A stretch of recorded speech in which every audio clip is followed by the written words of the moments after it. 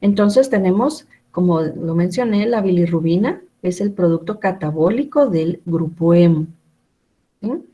El 75% de toda la bilirrubina va a derivar de la degradación de la hemoglobina, ¿sí? Que dentro de la hemoglobina está contenido el grupo hemo, ¿verdad? Es parte de su estructura.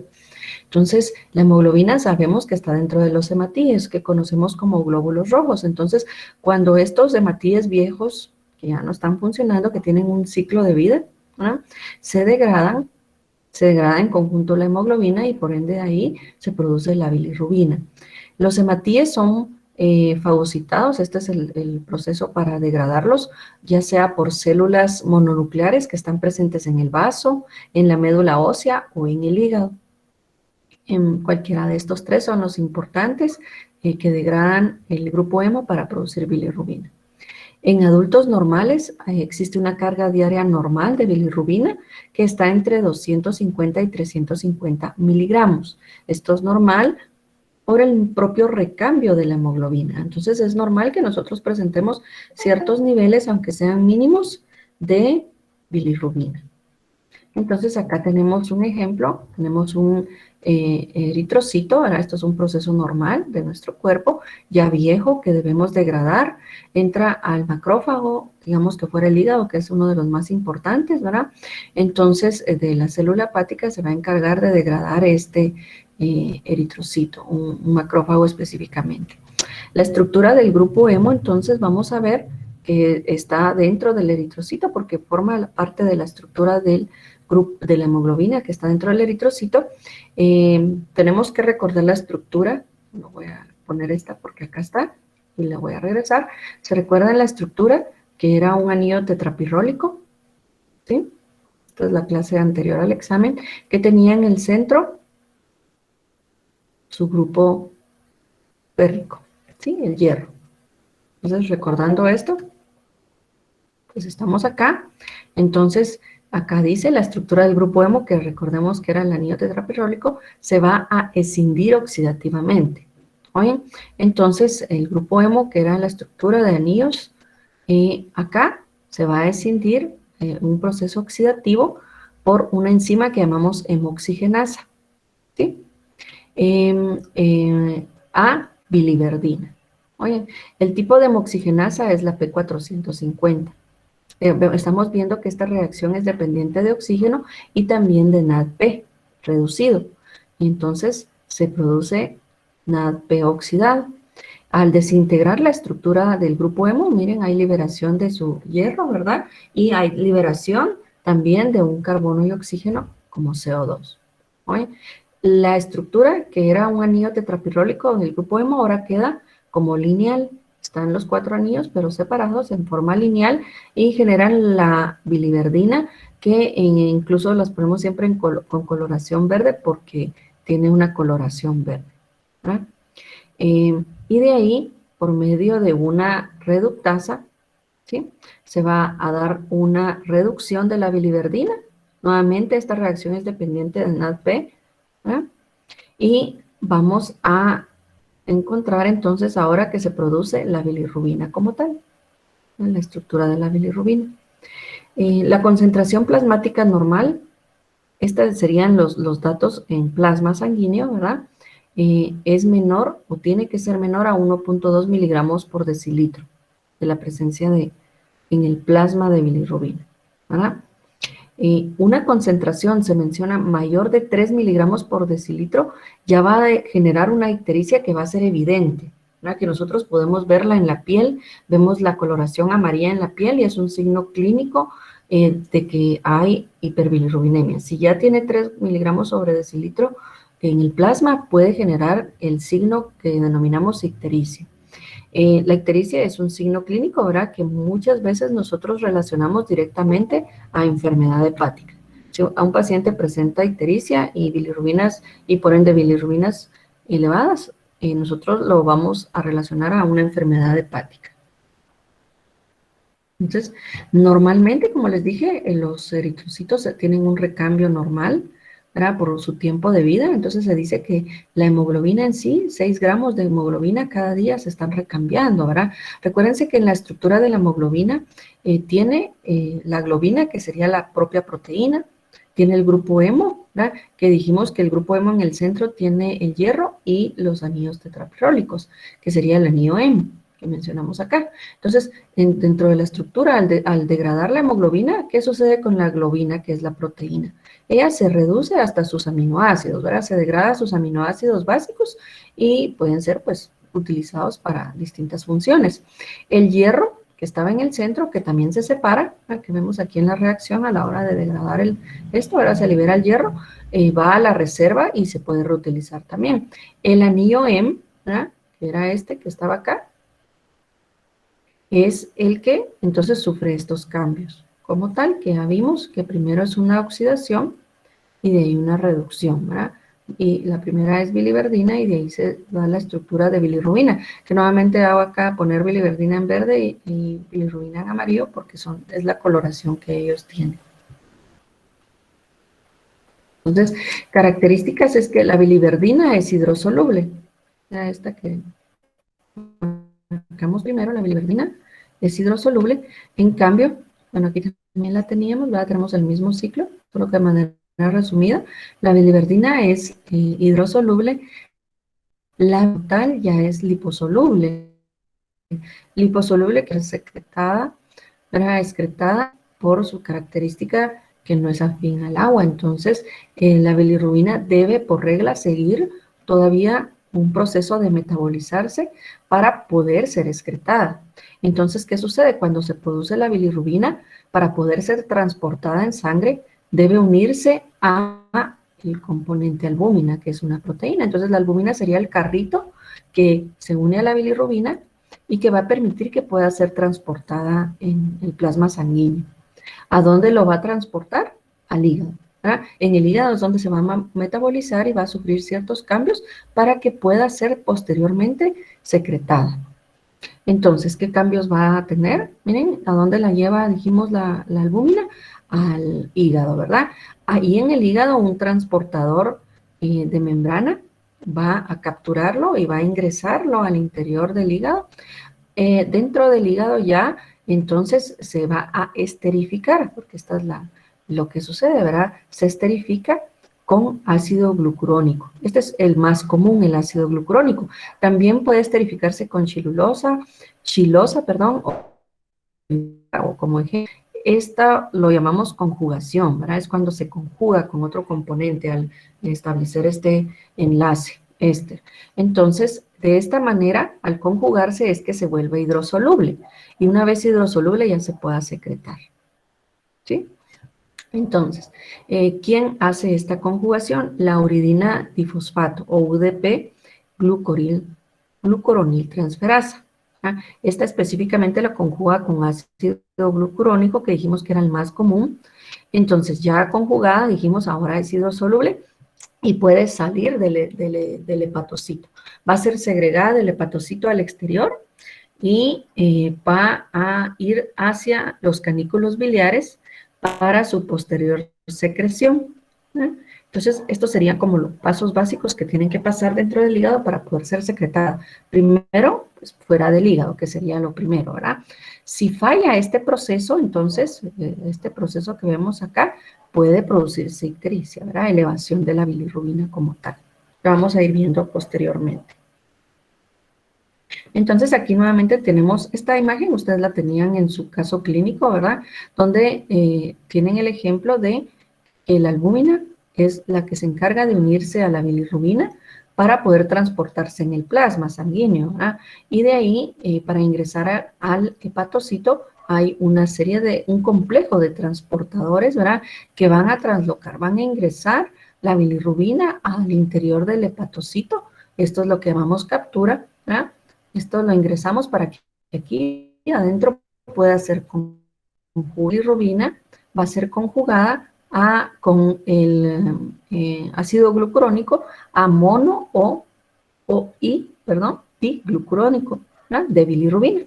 Esto se realiza específicamente en el aparato Golgi del hepatocito, ¿verdad? En un organelo del hepatocito, en el aparato de Golgi. Después es secretado por vesículas para que ya conjugado como mono y diglucurónico de bilirrubina pueda igualmente ser excretado fuera de el hígado. ¿Sí? Sería la primera parte. Aquí vemos también, esta imagen también la tenían ustedes en su caso clínico, ¿verdad? Donde tenemos la bilirrubina ya lineal, ¿sí? Y donde la glucoriltransferasa va a transportar el ácido glucurónico, aquí el transportador es UDP, ¿sí? Puede formar, como dijimos, monoglucurónico de bilirrubina, o si se da doble, ¿verdad? Y se transportan dos ácidos glucurónicos, diglucurónico de bilirrubina. Cualquiera de los dos se puedan producir. Si es doble, entonces el producto final va a ser diclurónico de bilirrubina. Entonces, en resumen, siempre teniendo en cuenta que la bilirrubina ahora se va a producir, se va a degradar, al degradar los eritrocitos, ¿sí? Y este producto tiene que ser transportado por el plasma sanguíneo al interior del hepatocito, unido a la albúmina.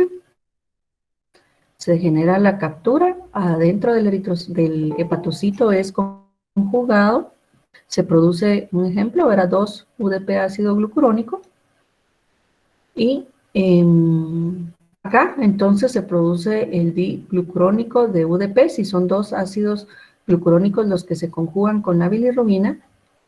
Esto lo hacen las UDP glucuriltransferasas, y ya conjugado, ¿no? Esto se lleva dentro del hígado, va a ser excretado fuera del hígado.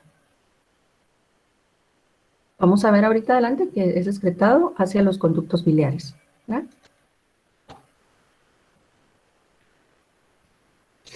Entonces, nuevamente, proceso, la bilirrubina ya conjugada, a la hora de excretarse, ¿a dónde puede ir? ¿No? Entonces, la bilirrubina ya conjugada puede excretarse por la orina, dándole su color oscuro. Entonces, normalmente nosotros podemos encontrar bilirrubina, ¿verdad? Muy poco, pero es lo que le da coloración. Entre más abundante haya de bilirrubina en la orina, más color le va a dar, ¿verdad? Entonces, puede darle un tinte oscuro a la orina, ¿verdad? La bilirrubina conjugada en intestino es catabolizada por bacterias y ahí forma estercobilinógeno. ¿Sí? Entonces, son dos destinos, ¿verdad? Dos maneras de excretarse. Una, por la orina, que es como secundaria, vamos a ver, porque es poco porcentaje, pero se puede excretar por la orina como bilirrubina conjugada. Otro, ¿verdad? Es que vaya al intestino, vamos por el conducto biliar y de ahí se comunica con el intestino, ¿verdad? Entonces, al llegar al intestino, está la presencia de las bacterias, ellas lo van a catabolizar a estercorobilinógeno, ¿verdad? Que es el que conocemos como urobilinógeno fecal. Este estercolobilinógeno es incoloro. ¿Oyen? ¿Qué sucede con este estercolobilinógeno? También se puede oxidar a estercobilina, que es el que conocemos como urobilina fecal. Este también da coloración a las heces, ¿sí? Ahora vemos también que un pequeño porcentaje de estercolobilinógeno puede reabsorberse también en el intestino. ¿Sí? Este que llegó al intestino no se secreta totalmente en las heces, sino puede ser reabsorbido y excretado nuevamente en hígado y riñones. Entonces puede irse nuevamente al hígado o incluso a los riñones. Por eso es que en algún momento también en la orina, además de la bilirrubina conjugada que dijimos que puede estar presente en la orina, también puede haber presencia de estercolobilinógeno, ¿sí? Aunque este se produzca en las heces, ¿verdad? En el intestino, perdón, como puede ser reabsorbido en algún momento, puede irse al riñón o al hígado. Entonces podemos encontrar tanto bilirrubina conjugada como estercolobilinógeno, aunque muy poco porcentaje, ¿verdad? Si falla la excreción biliar, sea, si falla algo de esto que estamos mencionando acá, la excreción, ya sea al intestino o a la orina, ¿verdad? Y ahí, aquí tiene énfasis también las vías biliares. Si falla este proceso de excreción biliar de bilirrubina conjugada, ¿sí? Porque cuando llega aquí siempre va a ser conjugada. Ahora ya pasó por el hígado y tuvo que haber sido conjugada. Entonces, si falla la excreción biliar de bilirrubina conjugada por alguna patología que obstruya el flujo de bilis, o sea, el árbol biliar, hacia el intestino, se va a generar una ictericia que conocemos como obstructiva. Y esta es la ictericia obstructiva, comúnmente la conocemos como poshepática, que es la que vamos a ver ahorita. Y esto específicamente es que le da característica a que van a haber deposiciones de color pálido, ¿verdad? No llega el estércolo bilinógeno a las heces y cuando defecan son pálidas, ¿verdad? No tienen la coloración oscura que da específicamente el estércolo bilinógeno. Entonces, en ictericia o post, la coloración de las heces comúnmente es pálida. ¿Sí? Aquí nuevamente un resumen. Entonces vemos la eliminación de los glóbulos rojos, normal. ¿Verdad? Los glóbulos rojos están en el plasma sanguíneo. Los macrófagos pueden venir y degradarlos, ¿verdad? Este es un proceso normal, dice eliminación de glóbulos rojos viejos, ¿verdad? Entonces, cuando se eliminan los glóbulos rojos, por ende, se van a degradar el grupo M, que está en su interior, ¿verdad? Por macrófagos del sistema retículo endotelial, ¿verdad? Puede ser macrófagos tisulares del vaso o del hígado. Miren, aquí estamos viendo de un vaso sanguíneo. ¿Ok? Entonces, al ser degradado, sabemos que se produce la bilirrubina. Por ende, al degradar el grupo M, pasa de biliverdina, bilirrubina, entonces obtenemos la bilirrubina de ahí. ¿Qué sucede con la bilirrubina? La bilirrubina en este momento aún no es conjugada, pero va a ser transportada por la sangre hacia el hígado unido a la albúmina. ¿Verdad? Ahora sabemos que el hígado en el hígado, o sea, el hígado capta la bilirrubina, aquí lo hace por difusión facilitada. Miren, y dijimos que habían transportadores, ¿verdad? Un complejo por difusión facilitada, y ya dentro del hígado sucede la conjugación con ácido glucurónico, entonces se genera la bilirrubina conjugada dentro del hígado. ¿Ah? Entonces ya la bilirrubina conjugada se va a segregar, como vimos acá, activamente de manera normal hacia la bilis por el conducto biliar, el árbol biliar, y de acá del árbol biliar llega al intestino. ¿Ok? Aquí adentro dijimos, en este paso 6, las bacterias intestinales eliminan el ácido glucurónico, ¿ah? Y la bilirrubina resultante se va a convertir en lo que conocemos como urobilinógeno, ¿sí? Ahora, ¿qué pasa con el urobilinógeno? Una parte de urobilinógeno se va a reabsorber, como dijimos, desde el intestino y va a regresar bueno, entra en la sangre portal, ¿verdad? Y una parte participa en el ciclo enteropático del urobilinógeno. Era lo que decíamos, ¿verdad? Que una puede ir al hígado, ¿sí? U otra parte puede ir al riñón, ¿sí?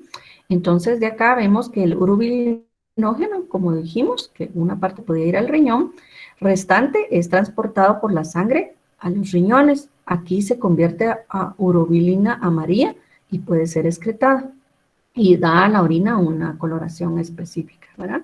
Característica.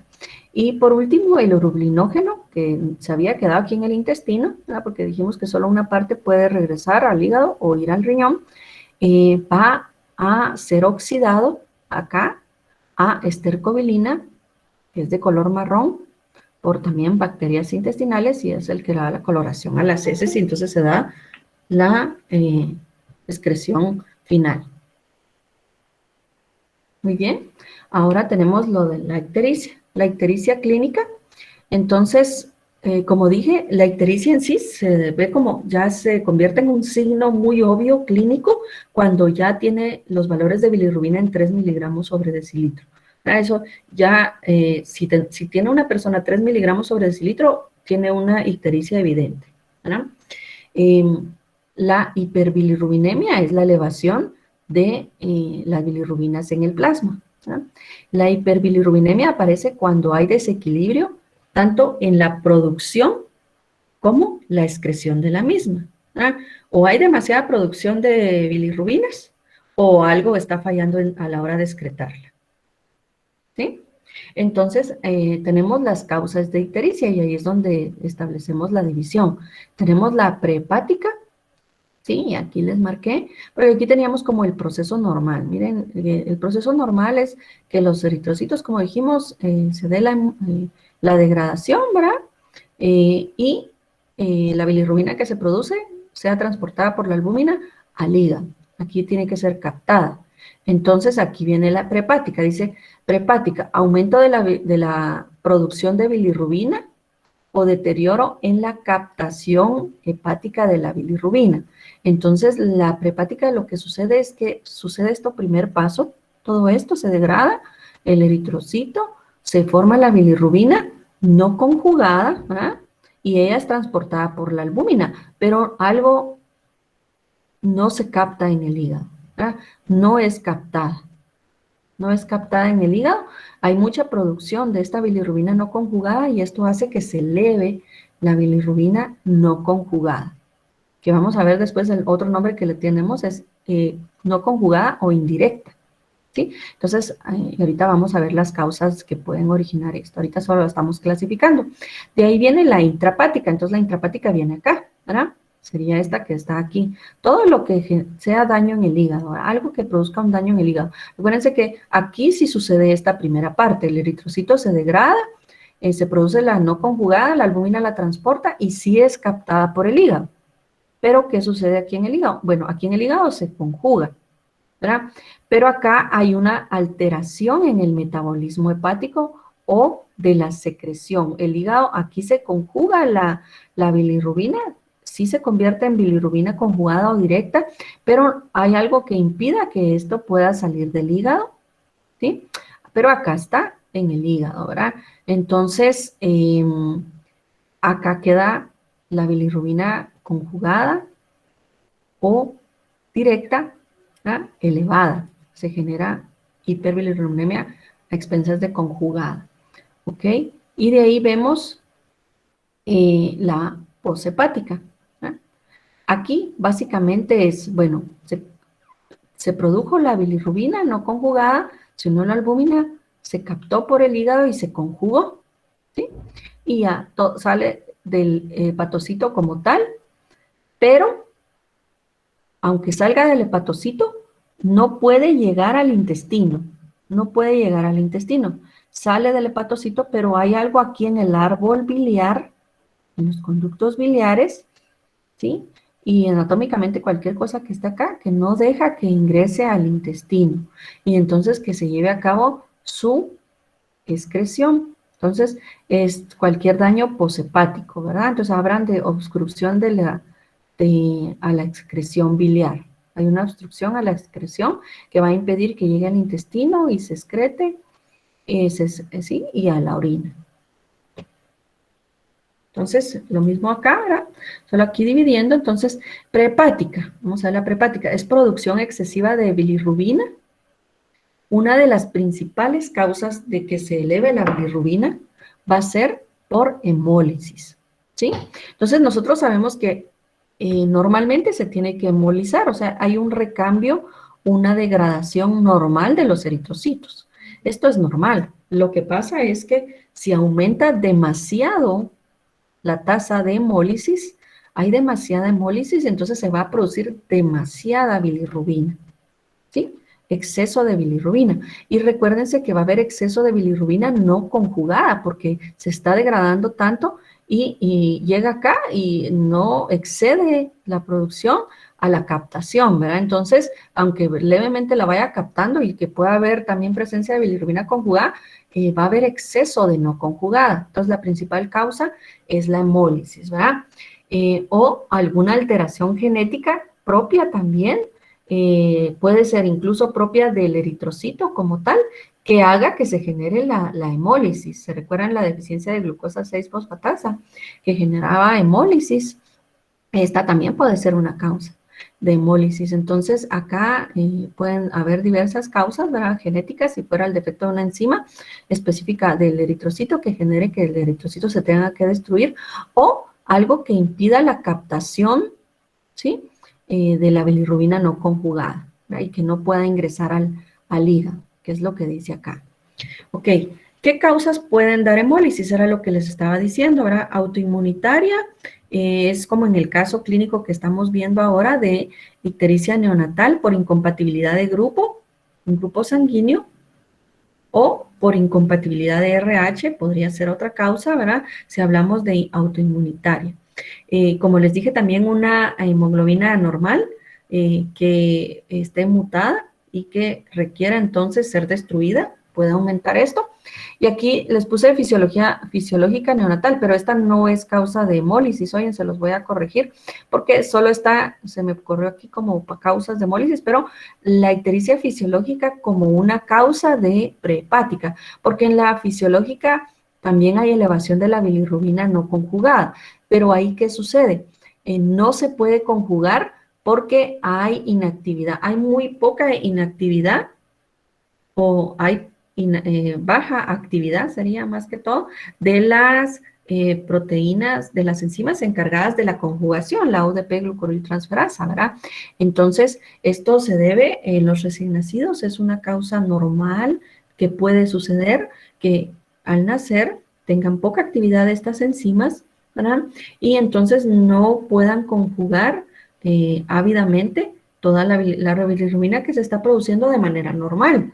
Entonces a eso se le llama ictericia fisiológica neonatal, que puede suceder sin que haya hemólisis, ¿verdad? Normalmente. Y causa prehepática porque es no conjugada la bilirrubina, o sea, no se conjuga, entonces se eleva la bilirrubina no conjugada. Ok, cuando hablamos de la causa más común, que es la hemólisis, los hematíes, como dices, son hemolizados extravascularmente dentro de los fagocitos. La hemoglobina se convierte en bilirrubina no conjugada, ¿verdad? En laboratorio la denominamos indirecta. Esto es importante.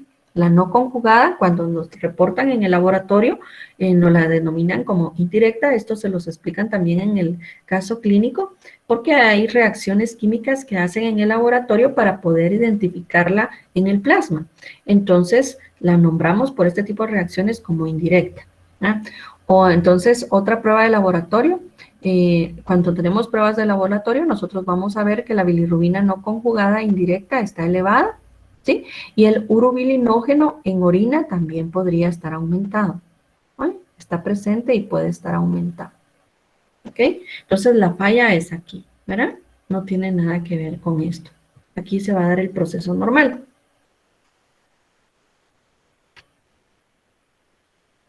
Y para diferenciar entre la ictericia hemolítica, que es cuando hay hemólisis, y la... después vamos a...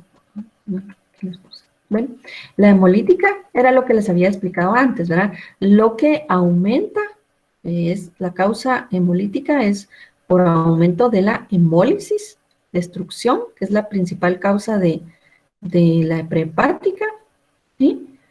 Esta es la causa de la hemolítica, ¿sí? Aumento de la bilirrubina no conjugada por aumento de hemólisis. Ahora, a diferencia de la... bueno, y esta lo que genera es una elevación de la bilirrubina no conjugada, ¿verdad? Que era lo importante. Este proceso estaría como normal si normalmente alguna cantidad de bilirrubina igual se conjuga, ¿verdad? Puede haber presencia también de bilirrubina conjugada, pero en bajo rango, como en rangos normales. Entonces siempre va a llegar acá y puede ser excretada por heces, puede ser excretada por la orina, porque siempre puede haber conjugación, pero normal, pero está a expensas de la indirecta elevada porque hay demasiada hemólisis, demasiada producción de bilirrubina no conjugada, ¿no? Entonces esto nos puede dar, cuando hay elevación de la bilirrubina no conjugada, principalmente en nuestros pacientes que se ve esto, que puede ser en neonatos, en recién nacidos, el tratamiento es la fototerapia. Aquí el bebé recién nacido está en una cámara donde le van a aplicar una luz ultravioleta, ¿verdad? Se tapan sus ojitos para no dañar su visión, y esta luz va a crear un cambio estructural en la bilirrubina. Lo cambia a un isómero que sí es hidrosoluble y que puede ser secretado, ¿verdad? Entonces necesitan como tomar el sol, ¿verdad? Pero con una luz mucho más intensa y que tiene que cubrir toda la piel. Se le tiene que dar vuelta también hacia el otro lado, ¿verdad? Para que toda la piel pueda crear el cambio estructural en la bilirrubina. ¿Por qué es tan grave la hiperbilirrubinemia en neonatos? Porque la bilirrubina no conjugada, ¿verdad? Ella puede atravesar la barrera hematoencefálica y puede llegar al sistema nervioso central. Y ahí es donde produce encefalopatía neonatal, ¿sí? Lo que llamamos kernícteros, ¿sí? Esto es grave, puede generar parálisis cerebral en los pacientes y retraso psicomotor. Entonces, sí es algo grave que se eleve demasiado la bilirrubina, no conjugada por el daño cerebral, ¿verdad? Esta era la imagen que estaba buscando, miren. Entonces, solo para diferencia de la ictericia fisiológica, ¿sí? Entonces, como dijimos, también recién nacidos puede pasarle que haya ictericia fisiológica, no por hemólisis, ¿sí? Entonces, ¿qué es lo que sucede? Hay inactividad, hay baja actividad de la enzima bilirrubin glucuril transferasa, ¿verdad? Que es la que conjuga. Está muy baja la actividad y por ello se eleva la bilirrubina no conjugada. Esta es la que conocemos como ictericia neonatal fisiológica o fisiológica neonatal, ¿verdad? No es la causa hemólisis, puede suceder de manera normal en los recién nacidos por la baja actividad de las enzimas que conjugan la bilirrubina. Puede haber también cierta conjugación, pero dentro de límites normales, ¿verdad? Y puede haber excreción hacia intestino, ¿verdad? Pero se eleva mucho la no conjugada porque es muy baja la actividad, o sea, no alcanza a toda la cantidad de bilirrubina que se produce normal, ¿verdad? Porque no es por hemólisis, se está produciendo el recambio normal de los eritrocitos. Entonces, a lo que les decía, la causa, ¿verdad?, de por qué se da la ictericia fisiológica, la actividad de la enzima que conjuga la bilirrubina con el ácido glucurónico, ¿verdad?, que es la glucuriltransferasa, es baja en neonatos y más baja todavía en prematuros, ¿verdad? Entonces, los niveles séricos de bilirrubina aumentan en el recién nacido a término, aunque no suele aumentar hasta concentraciones peligrosas, porque es algo fisiológico, no llega comúnmente a producir kernícteros. El que produce comúnmente kernícteros es la causa de hemólisis, ¿verdad? En bebés prematuros los niveles séricos de bilirrubina pueden aumentar, sí, hasta niveles tóxicos, pero más que todo en prematuros. Ellos sí hay que tener cuidado porque con pequeñas elevaciones de concentración de bilirrubina sí alcanzan niveles que pueden ser tóxicos. Entonces muchas veces los tratamientos van a ser más agresivos. La intrahepática, ¿ya? Acá básicamente vamos a tener entendido que va a haber disfunción en el hepatocito, ¿verdad? La intrahepática es dentro del hígado. ¿Qué es lo que hay dentro del hígado? Células hepáticas, ¿verdad? El hepatocito. Algo falla aquí, ¿verdad? Que va a hacer aumento de la bilirrubina conjugada. Recuérdense que la bilirrubina acá va a ser el proceso normal, se va a producir por degradación del eritrocito, se produce la bilirrubina no conjugada, es transportada por albúmina y crece al hepatocito. Aquí se lleva a cabo la conjugación, pero algo hace que se quede aquí atrapada y que no pueda secretarse. Pero esto hace que se eleven los niveles sanguíneos en el plasma, ¿verdad?, de esta bilirrubina, porque no va a poder ser eliminada. Entonces, ¿cuáles son las principales causas? Podemos mencionar enfermedades inflamatorias del hígado, como hepatitis, ¿verdad? Si es breve, de algunos días, 15 días, se denomina aguda. Si es de larga duración, de más de 6 meses, es crónica, ¿verdad? La hepatitis es la inflamación del hígado, así de manera general. Causas, entonces vamos a poder dividirlas de las que pueden dar ictericia intrahepática, causas agudas y causas crónicas. Entre las agudas están las infecciosas, como la hepatitis A y E, si es aguda, tóxicas, alcohol, ¿verdad?, que es principal tóxico, algunos medicamentos, y hacemos énfasis en paracetamol, pero hay varios medicamentos que pueden ser tóxicos. El síndrome metabólico, ¿verdad? Ahí puede ser entonces las dislipidemias, ¿verdad? La generación de estos, del aumento de los triglicéridos, colesterol, que puedan acumularse y generar un hígado graso. También se puede establecer, según literatura, se las puse acá también porque en un libro, ustedes tienen 2 bibliografías. En un libro les mencionan la neonatal o fisiológica como intrahepática, porque es el hígado el que debe conjugar y el hígado es el que no conjuga. Y por eso se eleva la no conjugada. Entonces, en alguna literatura les colocan como intrahepática la neonatal. Pero cuando nosotros lo establecemos como diagnóstico en cuanto a las bilirrubinas que se elevan, como es la bilirrubina no conjugada, la que se eleva se clasifica como prehepática, ¿verdad? Pero sí puede existir literatura donde encuentre este.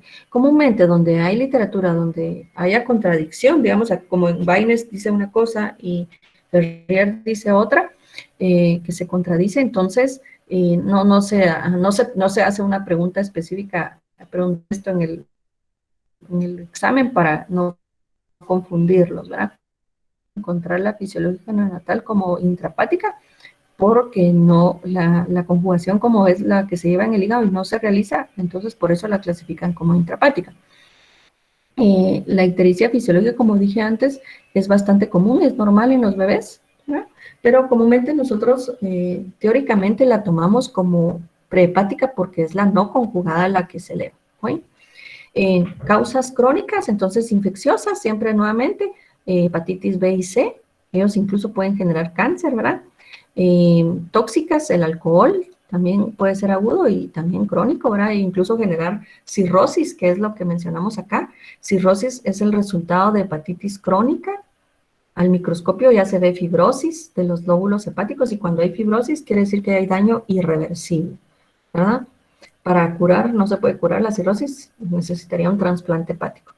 Bueno, enfermedades inmunitarias también, o enfermedades genéticas también podrían hacer, y les ponen ejemplos ahí en su libro también de síndromes específicos, cuando se genera alguna mutación específica de alguna enzima que va a llevar a cabo el metabolismo acá, la conjugación de la bilirrubina, también puede generar entonces elevación de las bilirrubinas cuando es intrahepática.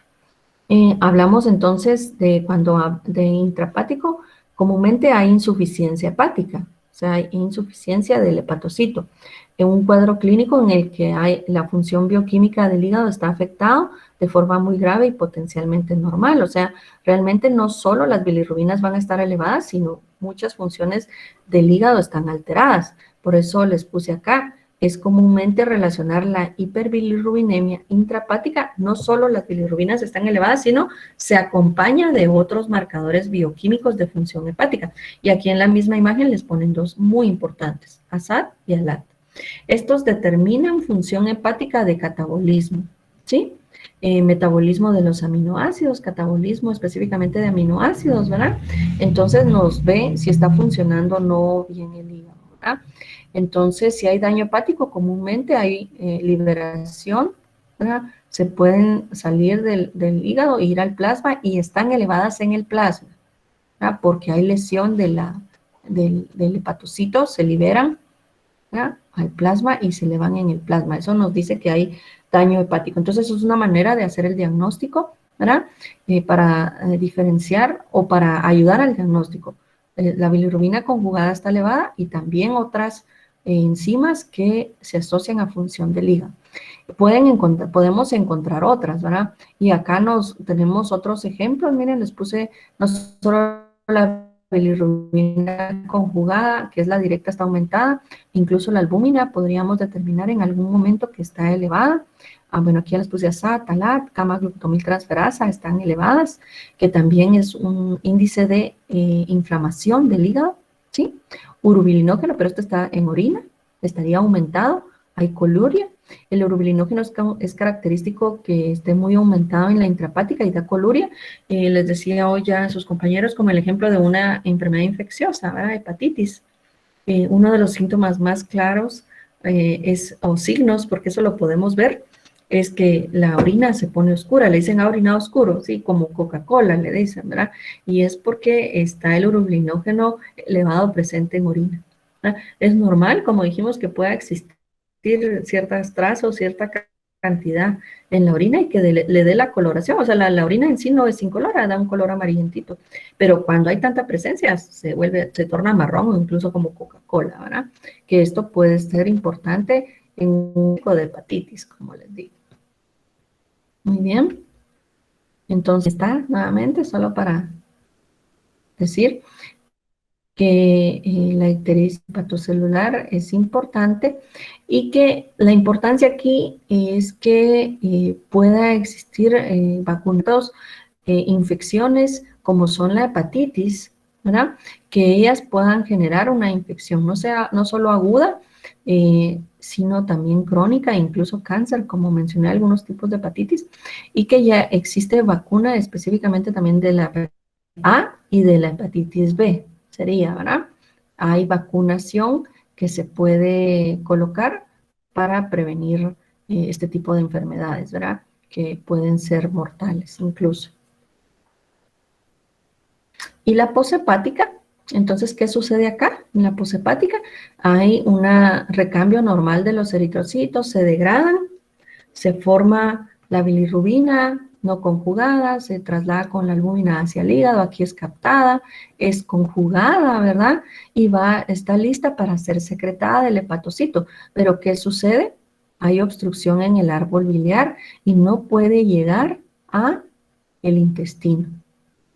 Miren, no puede llegar al intestino, que sería la vía principal. Entonces, ¿aquí qué sucede? Bueno, hay obstrucción de la excreción biliar. Miren, hay obstrucción biliar acá. La bilirrubina plasmática está conjugada, como les dije, y otros metabolitos biliares también pueden asociarse a que se acumulan también en el plasma, no solo la bilirrubina, otros metabolitos que se tienen que secretar porque está obstruido el conducto biliar, ¿verdad? Comúnmente era la característica que les decía, como realmente a donde no llega es al intestino, ¿sí? Al intestino no llega nunca, entonces es donde no va a haber nunca presencia acá de urobilinógeno en todo el proceso, ¿verdad? Entonces, miren acá dice las heces son de color pálido, ¿sí? Debido a ausencia de bilirrubina y urobilina fecal, ¿sí? La orina oscura como resultado de bilirrubina conjugada hidrosoluble. Entonces, miren lo que sucede acá. Realmente esta bilirrubina conjugada puede ser reabsorbida al hígado, ¿sí? Puede ser reabsorbido al hígado y por el plasma, o sea, también podría ir como vía secundaria de excreción a la orina. O sea, sí puede llegar al riñón, realmente, alguna cantidad. Entonces, puede haber presencia de coloración en la orina. Realmente la diferencia la va a hacer de que está ausente en las heces, porque el conducto biliar es el que comunica con el intestino. Sí se puede reabsorber y de alguna manera por el plasma llegar al riñón y haber presencia en la orina. Bien, que es lo que mencionamos acá. Puede haber orina oscura como resultado de bilirrubina conjugada hidrosoluble, ¿sí? En obstrucción completa, ahora, si hay una obstrucción completa, ¿verdad? Porque aquí podríamos mencionar que viene y vuelve a regresar. Puede haber una obstrucción ser reabsorbida incluso ni siquiera por el hígado acá. Entonces, no hay urobilinógeno ni en orina ni en heces, ¿verdad? Por lo tanto, no hay ni presencia en orina ni en heces. Sí, depende del nivel de la obstrucción. ¿Verdad? Si es antes, el árbol biliar intrahepático puede que incluso no haya reabsorción. Entonces, causas obstrucción de conductos biliares intrahepáticos, como les decía, porque recuérdense que anatómicamente el árbol biliar empieza desde lo intrahepático, ¿sí? ¿Qué puede causar esta obstrucción? Pueden ser fármacos, cirrosis biliar, colangitis, la inflamación de las vías biliares, obstrucción de los conductos biliares propiamente, extrahepáticos, ¿verdad? litiasis renal, que son cálculos, ¿verdad?, biliares, tumor pancreático. Recuérdense que anatómicamente hay comunicación del páncreas acá con el árbol biliar, entonces también esto pueda generar algún tipo de obstrucción. Colangiocarcinoma, que sería específicamente carcinoma del conducto biliar, entonces todo esto podría ser. Aquí nuevamente hay diferencia en sus libros. Yo leí tanto Baines como Ferrier y vi que hay diferencia entre la separación de estas como prehepática o intrahepática. Entonces, creo que genera confusión. Yo creo que, no sé si fue el día lunes, Leila me comentaba y me decía, bueno, porque en su libro está así, yo creo que donde está así es en Baines. Sí,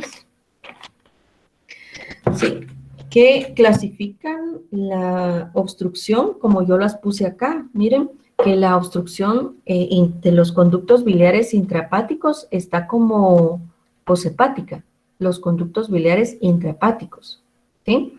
Y en el otro libro de Ferrier tienen como la obstrucción de conductos biliares intrahepáticos, son intrahepáticos, los tienen como intrahepática. ¿Oyen?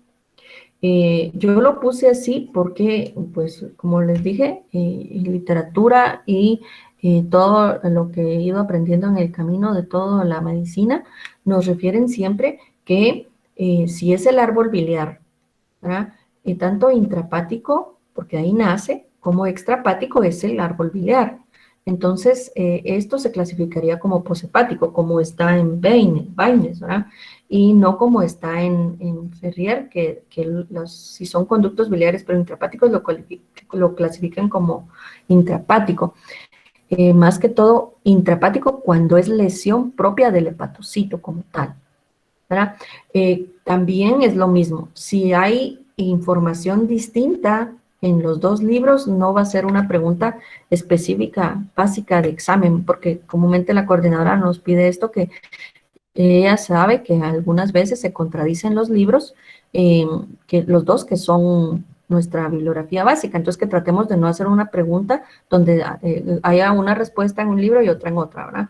Pero como les digo, por la experiencia de médica, yo clasificaría, entonces tomaría Baines como correcto y la obstrucción de conductos biliares intrahepáticos lo tomaría como poshepática, ¿verdad?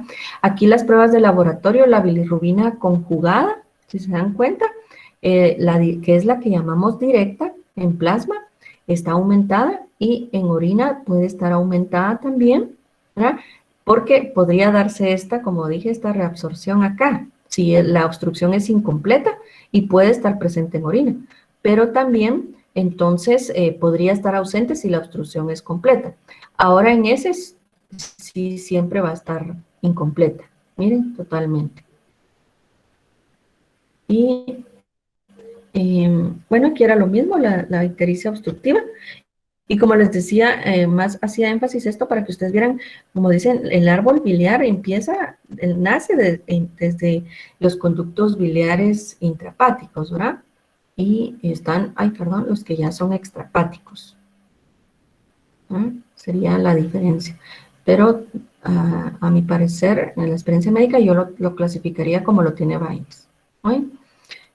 Y de ahí pasa, y era lo de, agregué también por la anatomía, porque hablaban del páncreas, ¿verdad? Entonces también la asociación del páncreas en cuanto a la patología poshepática y los cálculos biliares, ¿verdad? Un poquito era como anatomía. Y de ahí, que con los compañeros que ya vimos el caso clínico, a todos les he compartido este cuadrito.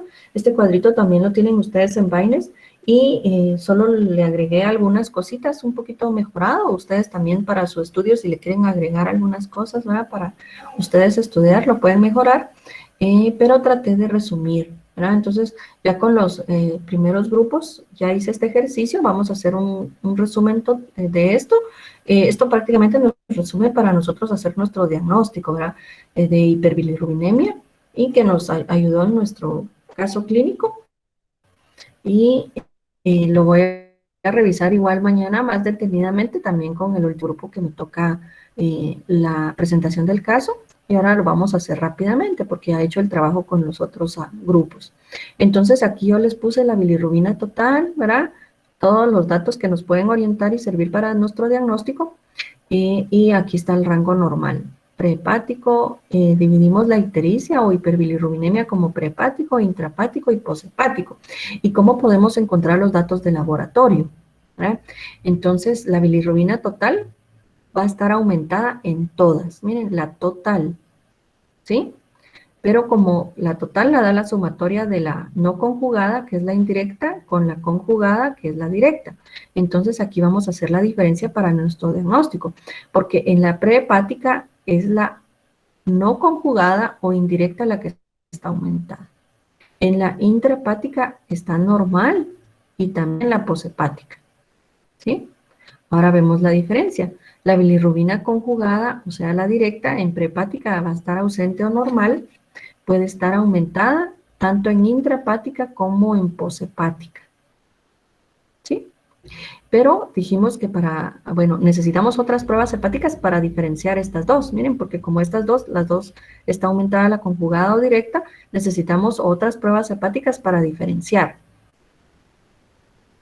Otras pruebas nos pueden ayudar para diferenciar la intra de la poshepática. Aquí les puse los valores normales para que ustedes los tengan y acá les pongo las enzimas. ¿Se recuerdan que lo habíamos mencionado? La SAT, la LAT, ¿sí? Que son como las básicas del catabolismo hepático. Entonces, del metabolismo de los aminoácidos, ¿se recuerdan? Entonces, nos evalúa función catabólica a la hora de evaluar el metabolismo hepático. Entonces, estas dos, ASAT-ALAT, están aumentadas en la intrahepática y están ambas normales. Oye, por eso se las puse así en color para diferenciar en la poshepática. Pero también tenemos otra que es la gamma-glutamiltransferasa. Esta también tiene función de degradación en el hígado, pero esta vamos a ver que está aumentada solo en la intrahepática. Ah, bueno, sí, perdón, era la que esta no nos diferencia porque está aumentada en intrahepática y en poshepática. Entonces, la que nos da la diferencia son la SAT y la LAT, ¿verdad? Porque esta, miren, la encontramos aumentada en estas dos, que también es un parámetro, ¿verdad? Pero estas dos anteriores aquí está normal. Y la fosfatasa alcalina es una que nos ayuda mucho, que si se dan cuenta está normal en estas dos, pero solo está aumentada en la poshepática. ¿Por qué? Porque la fosfatasa alcalina nos determina un proceso inflamatorio del árbol biliar, principalmente del árbol biliar. Entonces es específica del árbol biliar y si hay inflamación en el árbol biliar se eleva, ¿sí? Entonces, en el plasma, ¿verdad? Se eleva la concentración en el plasma y por eso la encontramos aumentada solo en la poshepática. Entonces, miren, estas nos ayudan mucho, ¿verdad? Y aquí vemos una específica, la fosfatasa alcalina es específica de la poshepática, porque la glutamiltransferasa está aumentada en estas dos, ¿sí?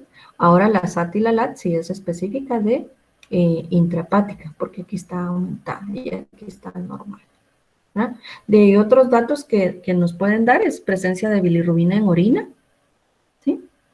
Bilirrubina, si encontramos en orina, va a estar conjugada porque ha pasado todo el proceso, ¿verdad? De conjugación. Puede dar coluria en la orina.